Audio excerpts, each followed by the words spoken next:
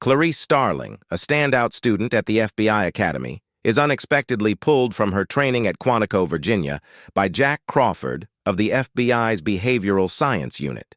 He assigns her the task of presenting a VICAP questionnaire to Dr. Hannibal Lecter, a brilliant yet imprisoned forensic psychiatrist known for his cannibalistic tendencies and serial murders.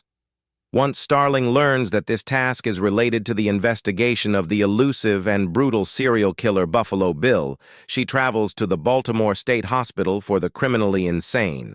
There, she is guided by Dr. Frederick Chilton to meet Lecter, who is confined behind thick glass and stone walls. Although initially polite and cultured, Lecter quickly grows irritated by Starling's attempts to analyze him, eventually dismissing her.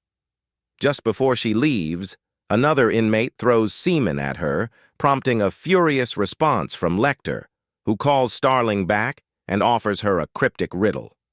The riddle contains a vital clue about a former patient, leading to the discovery of Benjamin Raspale's severed head at a storage facility.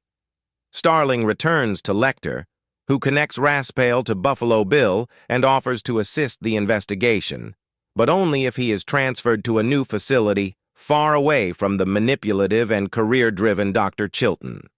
Meanwhile, Buffalo Bill kidnaps Catherine Martin, the daughter of U.S. Senator Ruth Martin.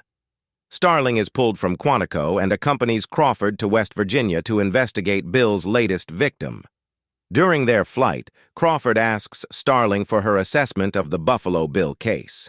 She concludes that Bill is a white male who is becoming increasingly skilled at his gruesome crimes, showing signs of developing a taste for it. In the coroner's office, Starling assists with the autopsy and discovers a chrysalis from a death's head hawk moth lodged in the victim's throat. Further examination reveals that large sections of flesh have been flayed from the body, a detail that resonates with Starling, recalling her earlier discussions with Lecter. At Quantico, as the news of Catherine Martin's abduction spreads nationwide, Crawford authorizes Starling to offer Lecter a false promise of a prison transfer in exchange for information that could lead to Buffalo Bill's capture and Martin's rescue. Instead, Lecter initiates a game of quid pro quo, providing crucial information about Buffalo Bill in exchange for details of Starling's troubled childhood. Unknown to both Starling and Lecter, Dr. Chilton secretly records their conversations and then presents Starling's offer as a sham. Chilton then proposes a deal to Lecter in exchange for his own personal glory. Lecter agrees and provides Bill's real name, physical description, and last known address, but he openly mocks Senator Martin in the process. Afterward, Martin orders Lecter to be returned to Baltimore, furious at his behavior. As the search for Buffalo Bill intensifies, Starling travels to Tennessee to confront Lecter in person. She demands an explanation for the false information he gave the senator. Lecter refuses to cooperate unless Starling reveals the full story behind her worst childhood memory. She recounts the traumatic experience of discovering the slaughterhouse on her relative's farm and the futile attempts to rescue the lambs being slaughtered. This haunting memory has tormented her throughout her life. Lecter listens, but ultimately dismisses her, leaving her with her case file as security escorts her out. As she reaches for the file, Lecter touches her finger briefly. Later that evening, Lecter escapes from his cell by tricking the guards into coming too close. He overpowers them and, in the aftermath, one guard is found barely alive, while the other is gruesomely disemboweled and hung from the bars of Lecter's cell like an angel. A search for Lecter ensues, and he manages to disguise himself as the surviving guard.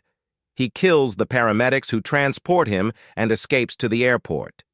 After learning of Lecter's escape, Starling pores over her case file and realizes that Frederica Bimmel, Buffalo Bill's first known victim, had been acquainted with him before her death.